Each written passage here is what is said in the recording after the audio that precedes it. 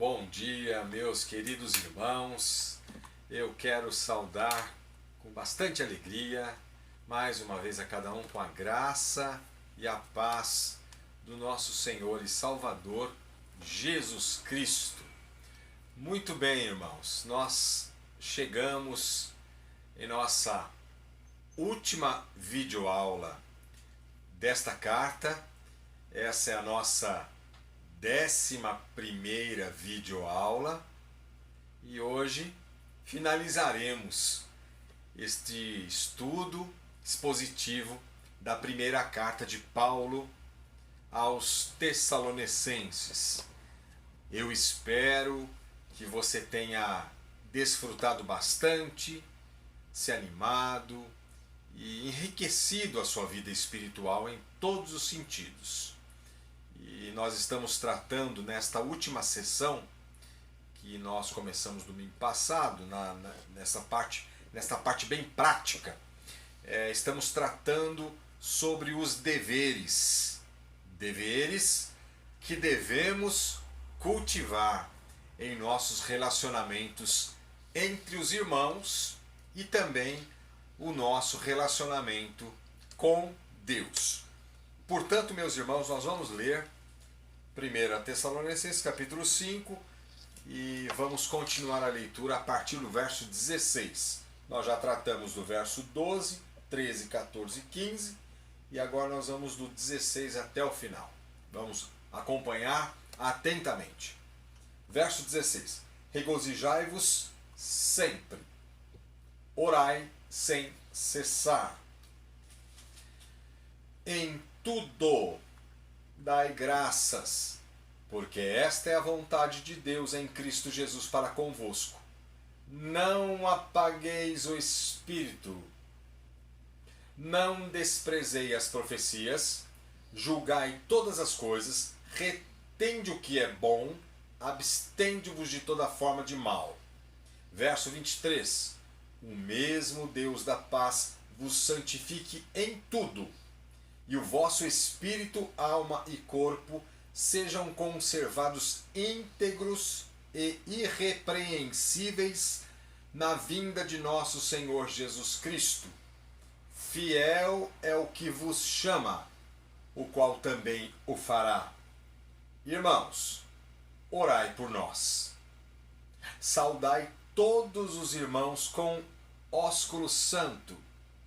Conjuro-vos pelo Senhor que esta epístola seja lida a todos os irmãos. A graça de nosso Senhor Jesus Cristo seja convosco. Amém, irmãos? Então vamos iniciar a nossa última sessão desta série de estudos expositivos desta preciosa carta. Como devemos cultivar? Nós devemos ter atitudes para cultivar os nossos relacionamentos. É isso que nós vamos tratar, como falamos. Deveres que devemos ter, que devemos cultivar os nossos relacionamentos interpessoais e também com Deus, o nosso relacionamento com Deus. E em primeiro lugar, meus irmãos, na sequência, aqui no verso 16, você tanto conhece esse versículo. Nós recitamos, nós falamos, nós também pegamos outras partes da palavra de Deus para falar sobre alegria. Diz a palavra de Deus: regozijai-vos sempre. Não é de vez em quando, não é uma vez ou outra, é sempre. Todas essas virtudes, meus irmãos, todas essas atitudes, elas nos parecem muito simples, e de fato são simples de serem entendidas, mas nós precisamos da graça de Deus, com destaque daquele verso, do verso 19, que eu sempre vou destacar: não apagueis o espírito. Mas em primeiro lugar, regozijai-vos sempre. A alegria, devemos lembrar que a alegria é a segunda característica dentro do fruto do Espírito. Diz lá em Gálatas, a alegria, lembra disso? Dentro do fruto do Espírito, amor, alegria. É a segunda característica. Isso é muito importante, meus irmãos. Por quê? Porque a alegria bíblica, ela não está pautada em uma circunstância ou em uma situação específica. Ela não está pautada nisso, mas ela está pautada em uma pessoa. A alegria não está pautada em situações específicas, mas numa pessoa, que é Jesus Cristo, o nosso Senhor. E à medida que vamos compreendendo tudo isso, meus irmãos, as coisas se tornam diferentes. Elas se tornam um diferencial para a nossa vida. À medida que vamos compreendendo estas lições espirituais, estas verdades bíblicas, de que a alegria ela não está pautada em circunstâncias, mas numa pessoa, que é Cristo Jesus. É alicerçado nesta compreensão de que Cristo é a fonte da nossa alegria, da alegria do crente, é que o cristão deve regozijar-se. É alicerçado nesta compreensão, independentemente da situação que ele ou ela esteja passando, independentemente disso. Se não compreendermos, meus irmãos, não experimentaremos a alegria constante, porque o texto é claro: regozijai-vos sempre, constantemente.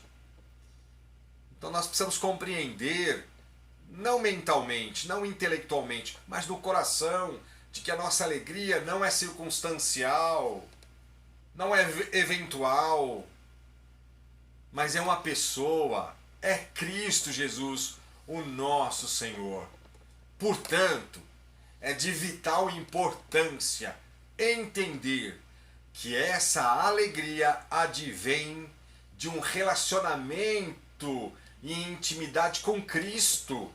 E nós vamos desenvolvendo na nossa vida espiritual. Esta alegria vem desse desenvolvimento ou deste relacionamento em intimidade com Cristo por meio do Espírito Santo de Deus, que capacita-nos a lidar com os reveses da vida,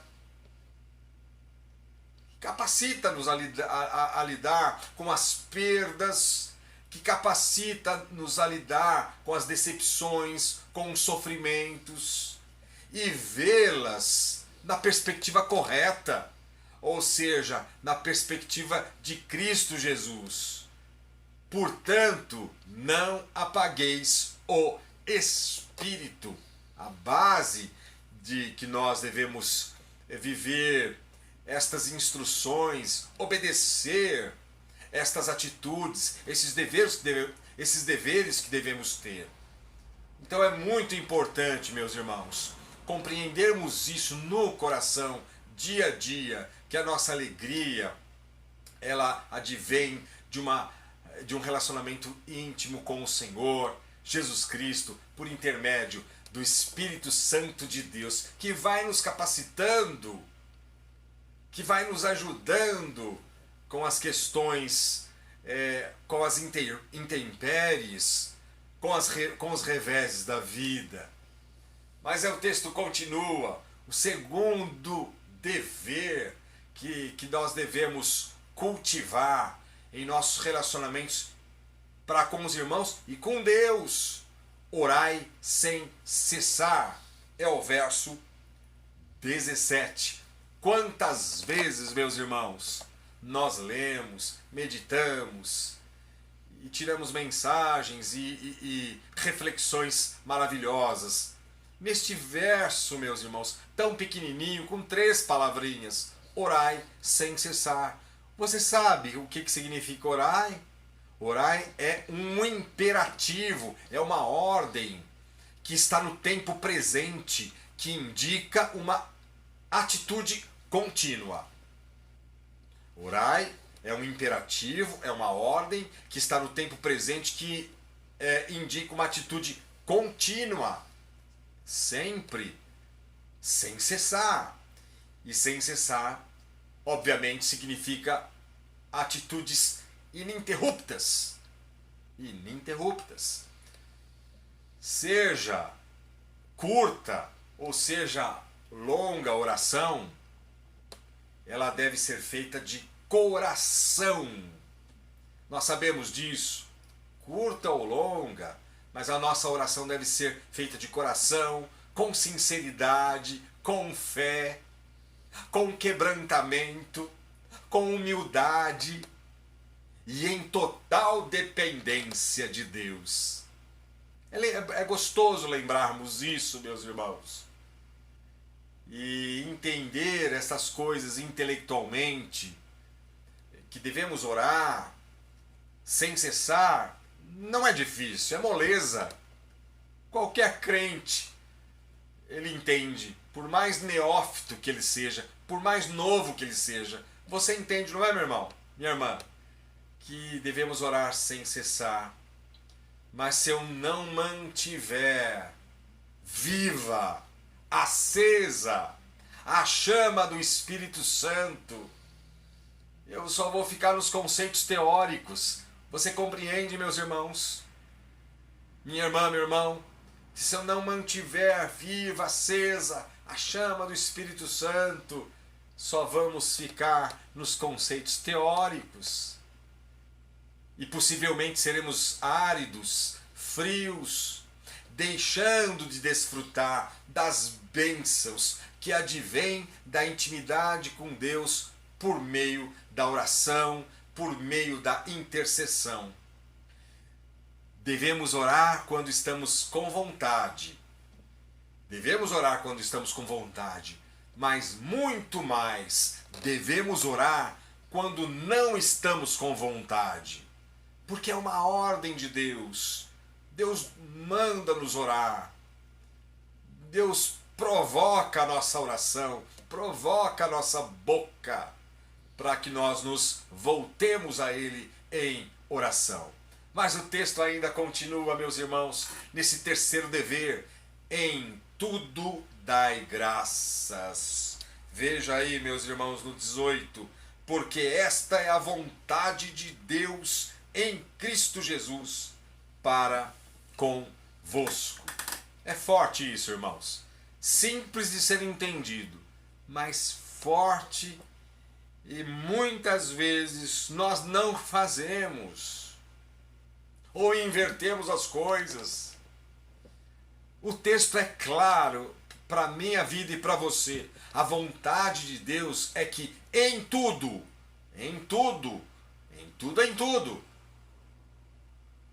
quer dizer que se é em tudo, é que não existe nada do que fique de fora. Nada de que fique de fora. Em tudo devemos dar graças, porque esta é a vontade de Deus para a tua vida e para a minha vida. Em outras palavras, em todas as circunstâncias. Por exemplo, tribulação, angústia, perseguição, perigo, perdas, fracassos, derrotas. Nessa pandemia, nós não estamos agradecendo pela pandemia, não é isso, mas pelas circunstâncias pelas quais passamos por isso, que fazem com que nós nos acheguemos mais a Deus. A vontade de Deus é que em tudo devemos dar graças a Deus. Nós devemos achar uma razão, encontrar uma razão para louvar e agradecer a Deus. Pedir força para praticarmos isso, este dever. Sendo esta a vontade de Deus clara, está muito claro aqui, sendo esta a vontade de Deus, Ele nos dará as ferramentas necessárias. Aí é que está o diferencial, meus irmãos. Por que Deus coloca essa vontade tão direta, tão clara, tão responsabilizadora para todos nós. É porque Deus nos dará as ferramentas necessárias para que cumpramos à risca essa ordem, com todas as imperfeições que temos. Que seria impossível, meus irmãos, de ser vivida estas virtudes, estes deveres, se não fosse a graça de Cristo em nós, por intermédio do Espírito Santo de Deus. Portanto, não apagueis o Espírito. É o quarto dever. Verso 19 é o próximo. Veja, meus irmãos, que desde domingo passado, na videoaula passada, nós estamos fazendo essa ligação do verso 19 como base para todos os deveres, para que possamos cumprir todos os deveres, para a honra e glória de Deus. Somos imperfeitos, somos pecadores, falhamos em tudo isso. E muitas vezes não cumprimos. Recitamos, decoramos, sabemos de cor e salteado, mas muitas vezes falhamos. Mas com a graça de Deus, o Senhor também, por outro lado, tem nos dado força, tem te dado força para cumprir. Mas note em quarto lugar, que é o verso 19, veja aí, não apagueis o Espírito. Grifa esse verso. Grifa esse verso. Este versículo, meu irmão e minha irmã, é o versículo chave desta sessão, e por que não dizer de toda a Escritura? É o versículo chave desta porção e destas instruções para a vida da igreja, para o nosso relacionamento com Deus, para o nosso relacionamento interpessoais, uns com os outros. O que significa a palavra apagueis? Significa extinguir. Figuradamente, significa suprimir. Apagueis significa extinguir. Figuradamente, significa suprimir. Todas as virtudes e vitórias cristãs dependem do Espírito Santo. Depende do Espírito Santo. Todas as nossas vitórias e virtudes deste texto e da palavra de Deus como um todo. O Espírito Santo, meus irmãos, nós devemos lembrar que ele ilumina nossa mente, dá clareza, dá lucidez, para que possamos compreender, para que possamos viver, para que possamos praticar a palavra de Deus, para que possamos praticar estes deveres. O Espírito Santo vivifica, ele alegra, ele aviva a nossa alma. Nós não pedimos tanto avivamento e devemos pedir avivamento. Se você tem pedido, pastor, eu tenho pedido avivamento, principalmente nesse tempo, tá certo, vamos pedir avivamento bíblico. O Espírito Santo vivifica, ele refina. O Espírito Santo de Deus, ele nos fortalece a nossa alma, a nossa mente, o nosso físico. Mas, presta atenção, estas operações espirituais podem ser refreadas. Por quê? Já que dependem de cada um de nós. Por isso que é um termo responsabilizador. É um versículo que Deus nos responsabiliza. É claro que Deus nos ajuda. É claro que nós necessitamos da graça de Deus o tempo todo. Deus persevera por nós, mas ao mesmo tempo temos essa responsabilidade. Nós sempre estamos falando aqui sobre a soberania de Deus e a responsabilidade nossa. Está aqui um versículo de responsabilidade de cada um de nós. O Espírito Santo tem todas essas características e muito mais. A terceira pessoa da Trindade. Mas estas operações podem ser refreadas, já que depende de cada um de nós. Portanto, meu irmão e minha irmã, A ordem é, e também é um imperativo, mas está no negativo. Não apagueis. Não apagueis o espírito, isto é, não abafem, não abafem, não sufoquem. Não sufoquem, não suprimam as manifestações do Espírito Santo de Deus. Não abafem. Não devemos abafar. E quando que muitas vezes abafamos, sufocamos e suprimimos pecados. Não podemos vencer hábitos pecaminosos, antigos, arraigados, sabe? Aqueles pecados que, infelizmente, temos, pecados residentes que moram ali com a gente. Não pode. Você quer vencer isso? Eu também quero vencer. Todos nós, o crente quer vencer. Ele tem esse anseio por vencer aqueles hábitos, aquelas manias pecaminosas. Nós não podemos vencer tudo isso, meus irmãos, e sermos crentes de oração, gratos, submissos aos líderes, versos anteriores que vimos domingo passado, sem o poder do Espírito Santo. Sem a aplicação do verso 19, você entende agora um pouquinho mais porque que o verso 19 é o versículo chave de toda esta sessão e de toda a Bíblia.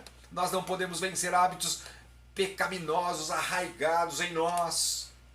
Sermos crentes de oração, submissos a palavra de Deus, aos líderes, sem o poder do Espírito Santo de Deus. A palavra de Deus diz também lá em Efésios: enchei-vos do Espírito. Quando apagamos a chama do Espírito Santo, sabe o que vai acontecer? Só atraímos derrotas, pecados, e vamos nos prejudicando, vamos nos enfraquecendo. Portanto, a ordem é: não apagueis o Espírito. Verso 19. Este é a quarta atitude que devemos ter, que devemos cultivar. Mas em quinto lugar, meus irmãos, na sequência do verso 20, que está em conexão com o 19. Presta atenção. Não desprezeis as profecias. O que significa isso? Um verso tão pequenininho também. O que significa isso, meus irmãos? Aqui nós somos também exortados a não desprezar as profecias. Agora aqui, meus irmãos, é muito simples. Não temos que ficar complicando nada. Há tanta confusão que vemos aí fora, tanta complicação. Não, meus irmãos, devemos ficar com a Bíblia, porque profecias nas Escrituras significa todo o conteúdo das Escrituras aplicando para a nossa vida. Está aqui, ó, palavra de Deus. Você tem a sua Bíblia, não tem? Pois é a palavra de Deus. Os livros de Gênesis a Apocalipse, todos os livros da palavra de Deus. Nós não devemos desprezar as Santas Escrituras. E não desprezar, sabe o que significa também? Significa não rejeitar, significa não desdenhar, significa não considerar como algo de pouco valor. Infelizmente, meus irmãos, muitos consideram, não leem, desprezam, rejeitam a palavra de Deus, mas somos exortados solenemente a não desprezar as Santas Escrituras, o conteúdo da palavra de Deus. Não despreze, não devemos rejeitar, não devemos desdenhar, não devemos menosprezar ou considerar como algo de pouco valor. Nada disso. Paulo enfatizou a importância da profecia lá em 1 Coríntios capítulo 14, verso 1, e você pode conferir. Ali o apóstolo Paulo declara que o profeta fala aos homens. O profeta fala aos homens, edificando em primeiro lugar, exortando e consolando.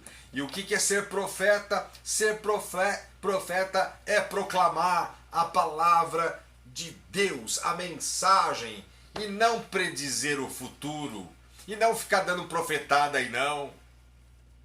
Não devemos complicar, não devemos nada disso. Devemos ficar nas Escrituras.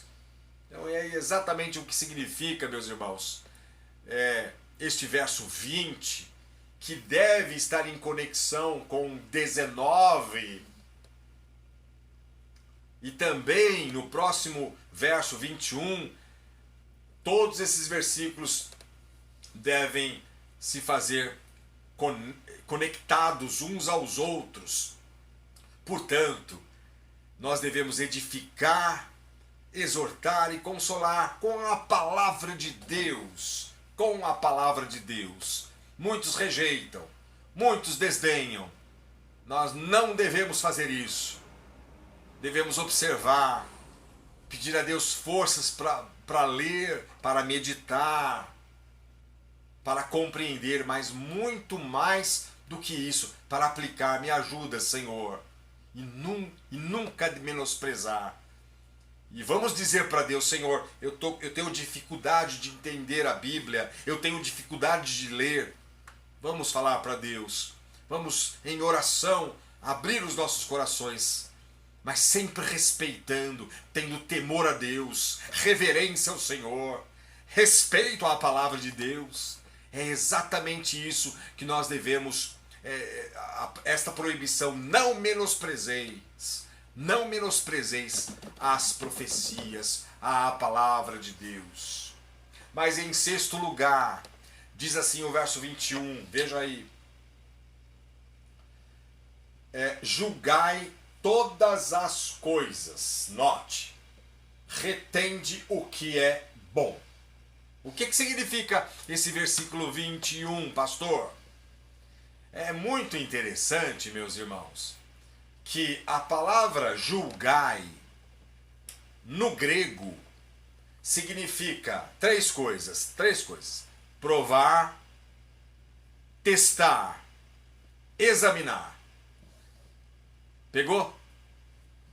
A palavra julgai, no grego, significa provar, testar, examinar.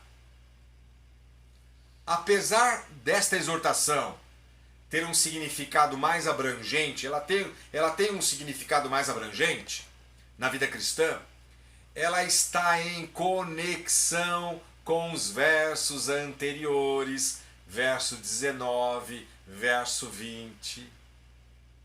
O crente, meus irmãos, você e eu, devemos ter discernimento espiritual. É isso que quer dizer julgai.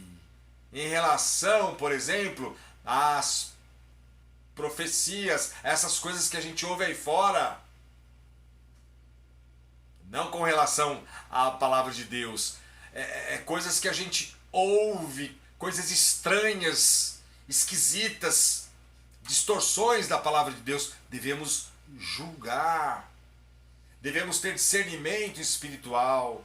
O crente não pode engolir tudo o que as pessoas dizem ou cantam em nome de Deus. É exatamente isso o que também significa julgai todas as coisas. O crente não pode engolir o que as pessoas dizem a respeito de Deus ou cantam a respeito de Deus. Devemos julgar. O crente não pode ser um menino no juízo. Não pode ser infanto juvenil no juízo. Não. O crente precisa ser maduro, capaz de avaliar, de discernir e provar todas as coisas e saber discernir entre o vil do precioso. Ele tem que saber isso. À luz da palavra de Deus, saber discernir, separar, analisar, examinar entre o vil do precioso. O crente deve ser criterioso, avaliar todas as coisas e reter o que é bom. Ele não deve jogar fora o que é bom juntamente com aquilo que é ruim, supérfluo ou falso. Ele não deve jogar tudo no mesmo pacote. É por isso que o final do verso 21 diz: retende o que é bom. São atitudes simples, meus irmãos, de entender, mas difíceis de praticar, se nós não observarmos, se nós não vivermos ali o verso 19, a palavra de Deus. E se principalmente, meus irmãos, nós acabarmos, se desprezarmos o verso 20, como nós observamos, não desprezeis as profecias.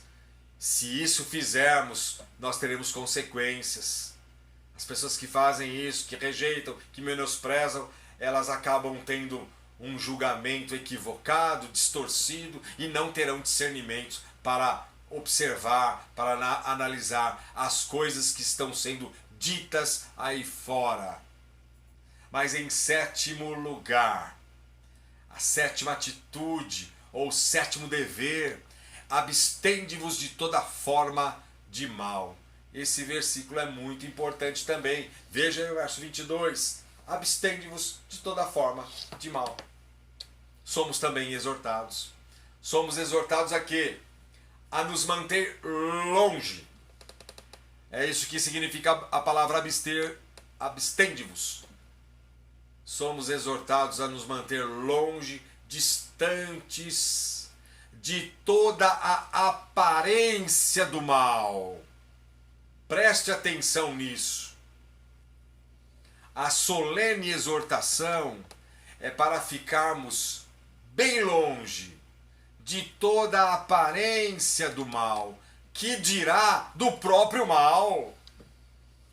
Veja, meus irmãos, tudo me é lícito, mas nem tudo convém, como diz o apóstolo Paulo.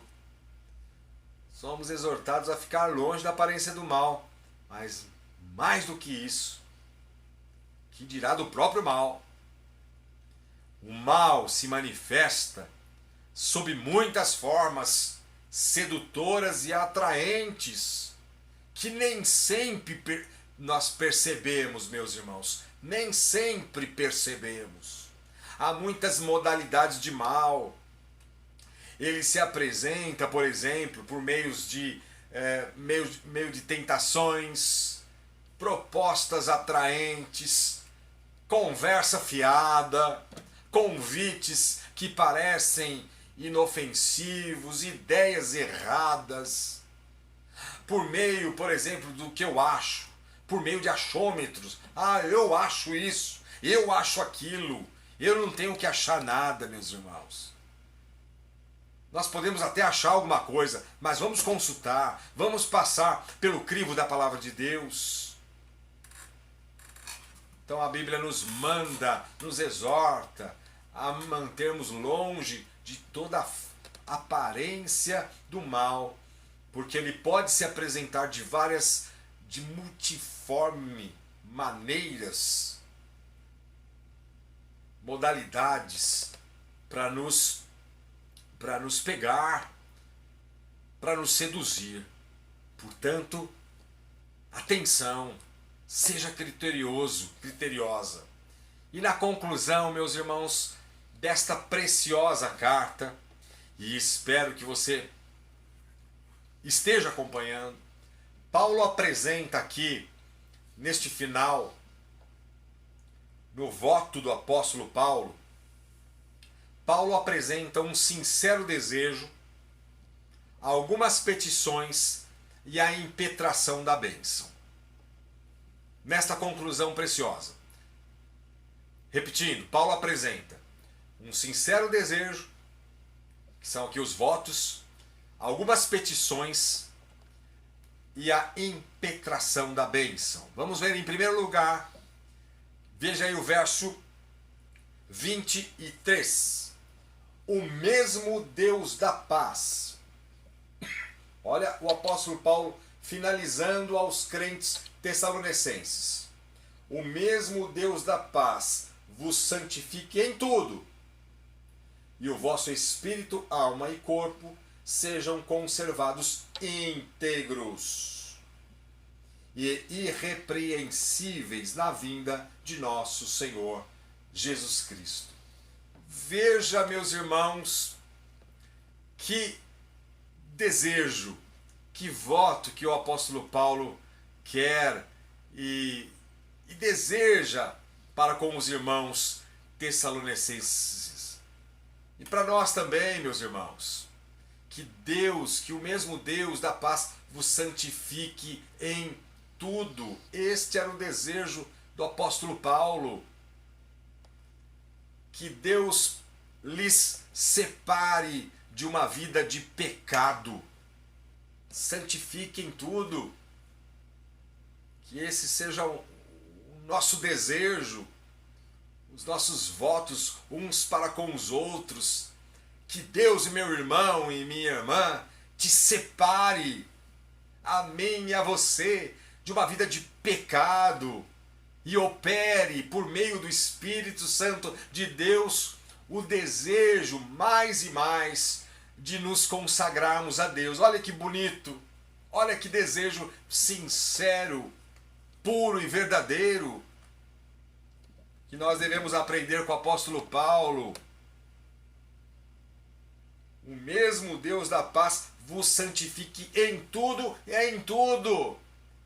Vos separe do pecado, tire do pecado, separe totalmente e opere por meio do Espírito Santo aquele desejo de cada vez mais nós nos consagrarmos a Deus. A ênfase do apóstolo Paulo é que a santificação deva abranger a totalidade da vida de todo crente, quando ele diz aqui: e o vosso espírito, alma e corpo sejam conservados íntegros, inteiros e irrepreensíveis na vinda de nosso Senhor Jesus Cristo. Essa é a ênfase do apóstolo Paulo, que a nossa santificação deve abranger a totalidade da nossa vida, corpo, alma, mente, pensamentos, todas as coisas, emoções, vontade, tudo, a totalidade do nosso ser. Essa é uma vida, é a vida de santificação. Dia a dia nós vamos nos separando, vamos deixando as coisas do mundo, as coisas do pecado, nos separando desta vida de pecado e desejando mais nos consagrar a Deus.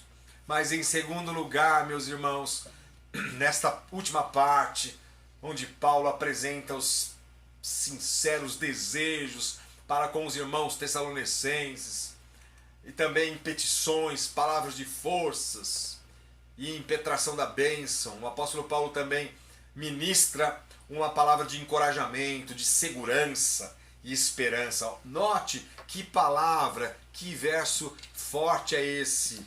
Desfrute do verso 24. Leia aí, meu irmão. Leia aí, minha irmã. Fiel é o que vos chama, o qual também o fará. Esse versículo te faz lembrar de que versículo da palavra de Deus? Vou te dar uma dica, lá em Filipenses. O que te faz lembrar o versículo 24? Que diz assim: fiel é o que vos chama, o qual também o fará. Faz-nos lembrar Filipenses 1:6. Estou plenamente certo que aquele que começou boa obra em vós há de completá-la até ao dia de Cristo Jesus. Que palavra de conforto, meus irmãos, que temos tanto lá em Filipenses 1:6 e aqui em Tessalonicenses 5:24. Estou plenamente certo que aquele que começou a boa obra em nós, em você, meu irmão, em você, minha irmã, há de completá-la. Exatamente essa mesma ponte que nós fazemos com esse versículo. Fiel é aquele que vos chama, o qual também o fará. Vai completar a obra. Os tessalonicenses não precisavam ter medo, porque aquele que o chama certamente é fiel e completará a obra que havia começado lá nos irmãos e para com você também. Para que, né, meus irmãos, nós temos tantas ansiedades, foi o que eu falei domingo passado no sermão à noite, tantos medos exacerbados que nos dominam, que nos controlam. Nós não precisamos ter medo do Covid. Claro, fazemos a nossa parte, devemos fazer, mas nós não devemos ter medo, aquele medo que nos domina, aquele medo que nos sufoca, aquele medo que nos controla, que nos paralisa. Não devemos ter medo, porque aquele que te chama, te chamou, te escolheu, também o fará, que é o Senhor Deus, na pessoa de Cristo Jesus. Creia nisso e tome esta palavra de encorajamento, esperança e segurança. Mas ainda no verso 25, olha que coisa extraordinária.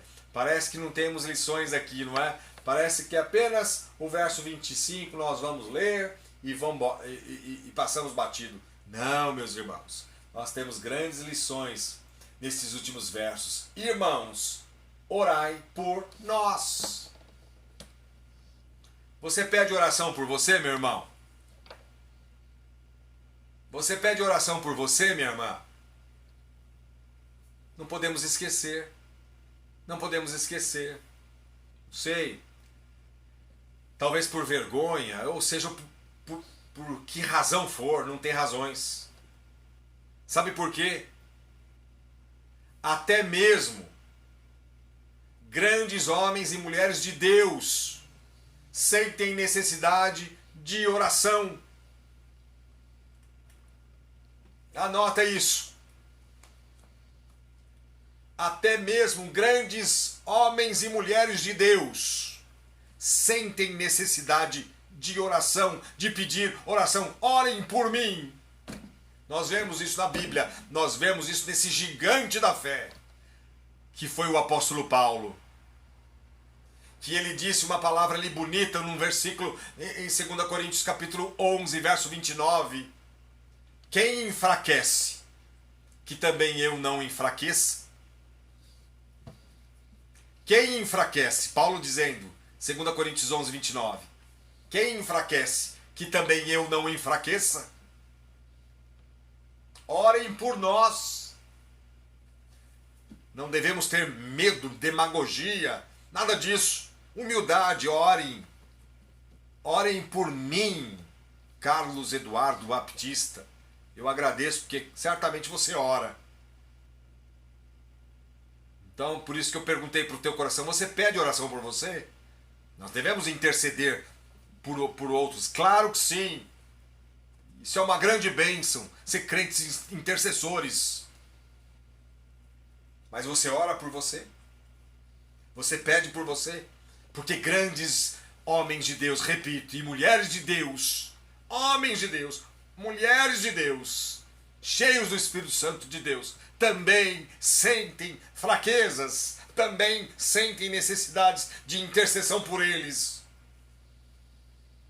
Mas em quarto lugar, ele diz aqui no verso 26, saudai todos os irmãos com ósculo santo. Muito interessante aqui o verso 26. Saudai todos os irmãos com ósculo santo. Será que temos alguma aplicação disso? Ou também vamos passar batido? Não, meus irmãos. temos uma preciosa aplicação. Uma preciosa aplicação. Com certeza, se nós lermos aqui rapidinho, a gente não vai aplicar nada. Só vamos saber e sabemos o que significa ósculo santo. O ponto enfatizado aqui, presta atenção, não é uma mera formalidade cordial, um ósculo santo, um beijinho no rosto, e é isso que significa ósculo santo, beijo no rosto.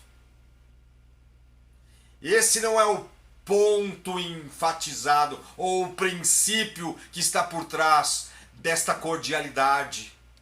Claro, você diz, pastor, mas era cultural no tempo do apóstolo Paulo. Claro que sim. Era contextual e cultural. Mas o princípio, este é o ponto.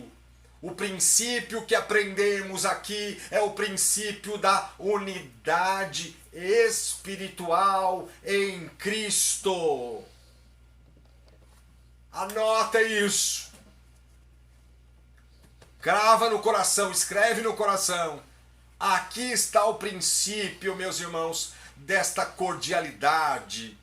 É o princípio da unidade com Cristo, por meio do qual estamos unidos com Cristo. E nesse sentido, somos unidos uns aos outros pela cruz. Somente pela cruz.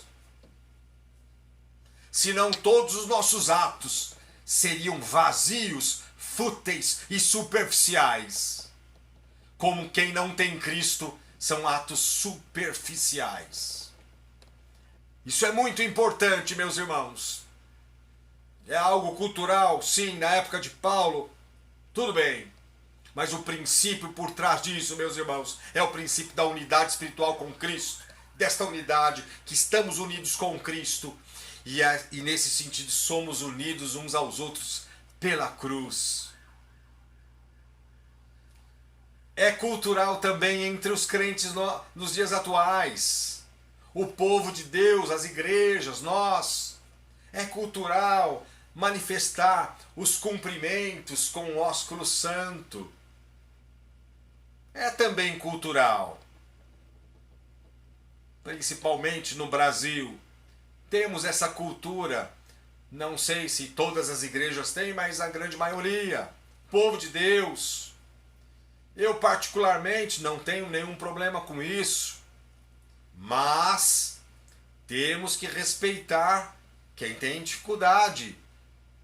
Mas o ponto não é esse, meus irmãos. Foi cultural no tempo do apóstolo Paulo, é cultural aqui nas igrejas evangélicas. Temos de respeitar quem não gosta, quem só gosta de cumprimentar com a mão, enfim. Mas isso não é o ponto.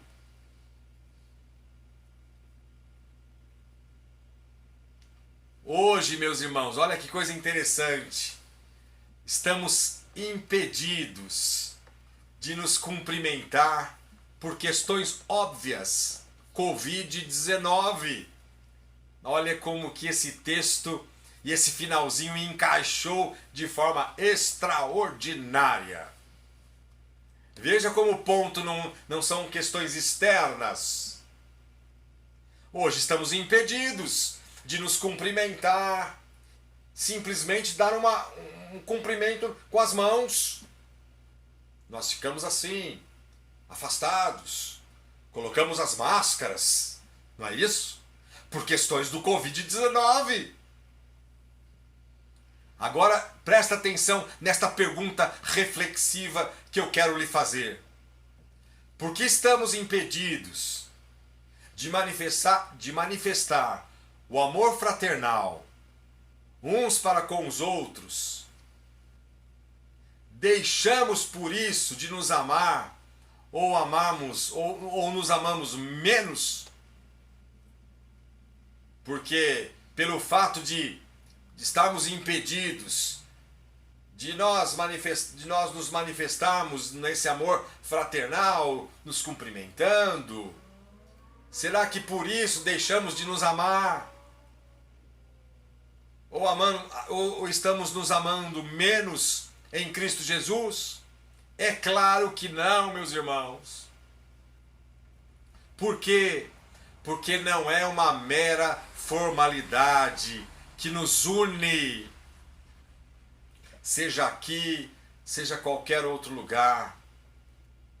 Não é uma mera formalidade que nos une, mas a cruz de Cristo. É claro que devemos ser cordiais uns para com os outros, amorosos e afetuosos. Sim, claro que devemos ser. Mas não por causa de um cumprimento formal e externo, mas pelo fato de estarmos unidos a Cristo Jesus.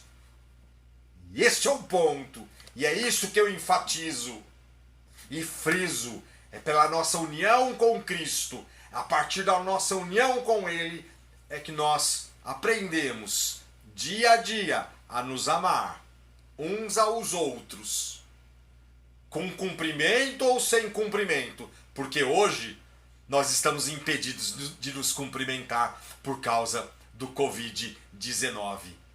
E não é por causa disso que nós deixamos de nos amar em Cristo Jesus.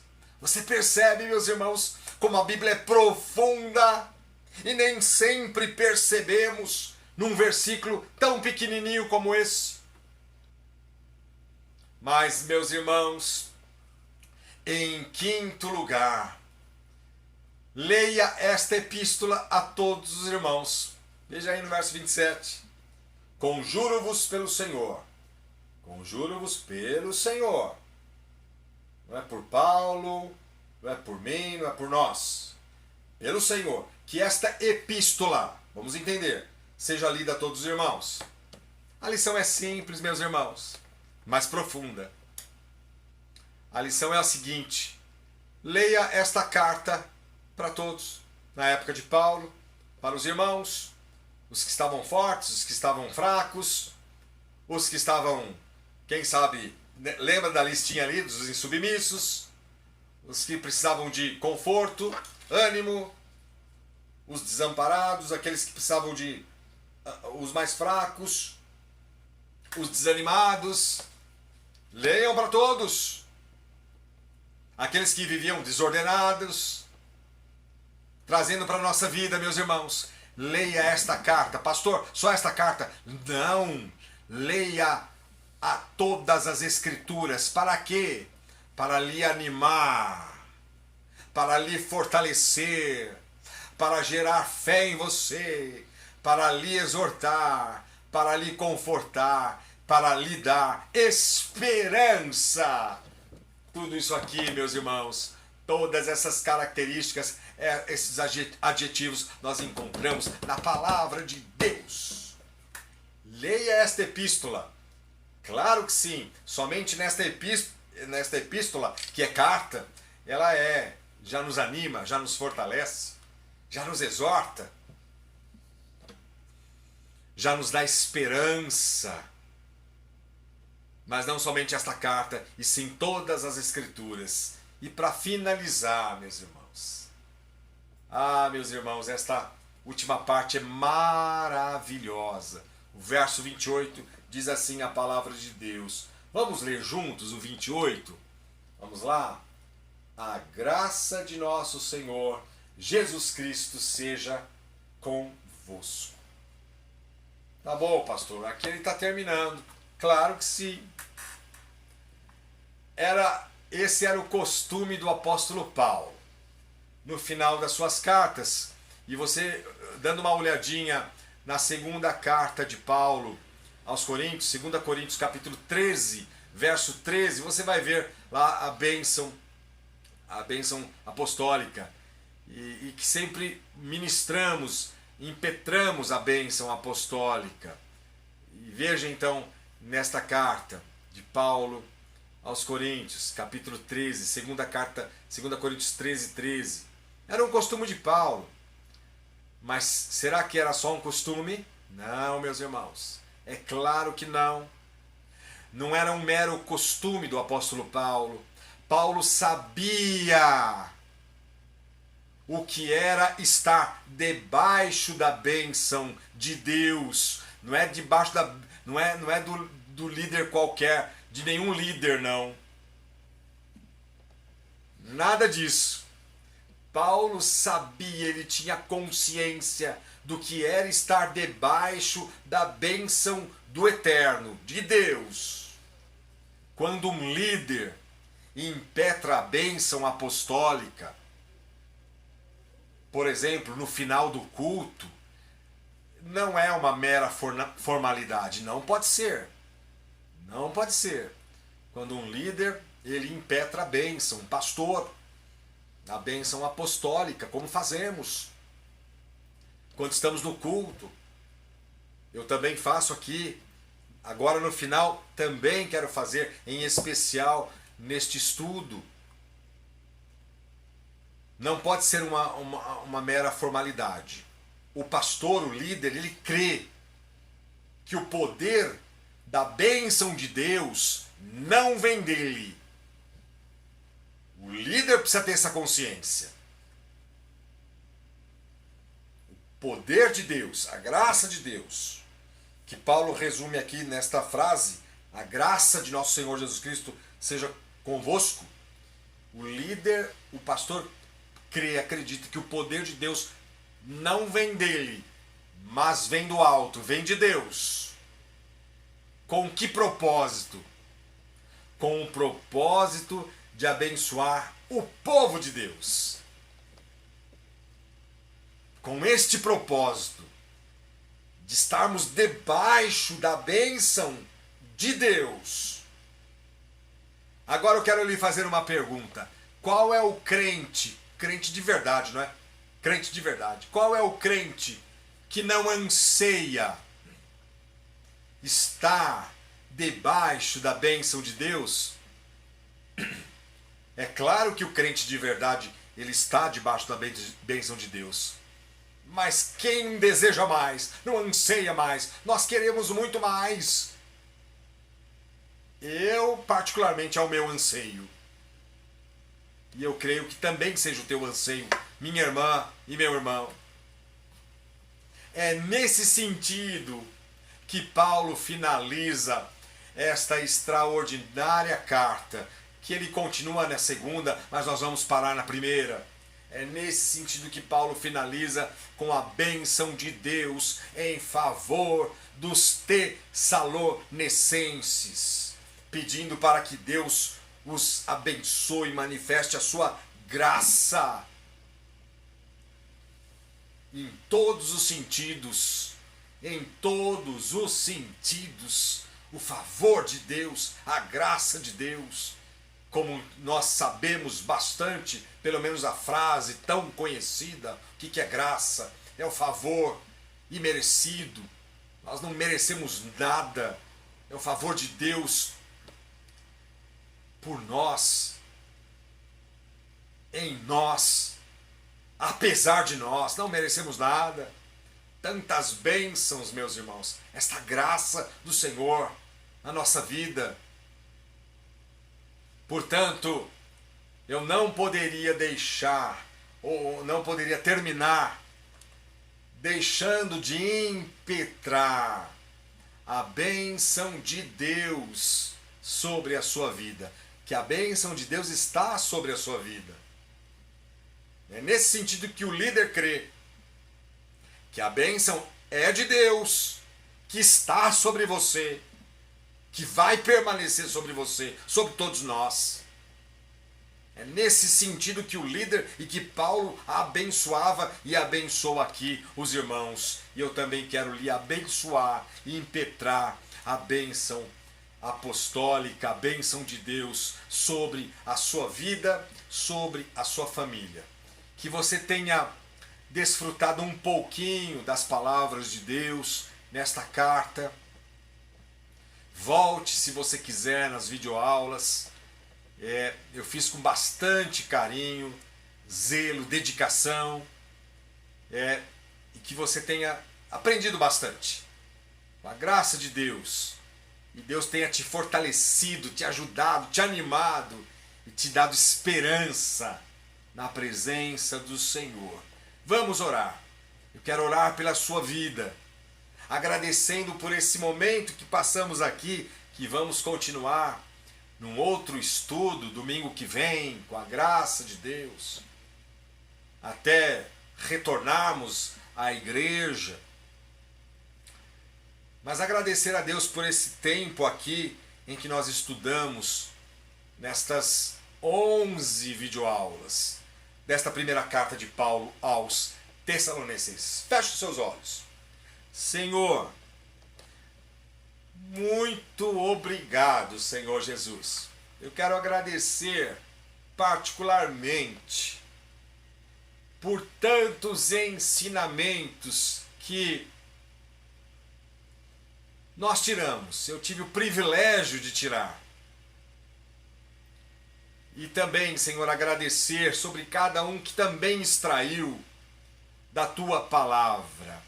Numa pequenina carta, mas quão profunda, confortadora, consoladora, que nos deu alegria, esperança no Senhor Jesus.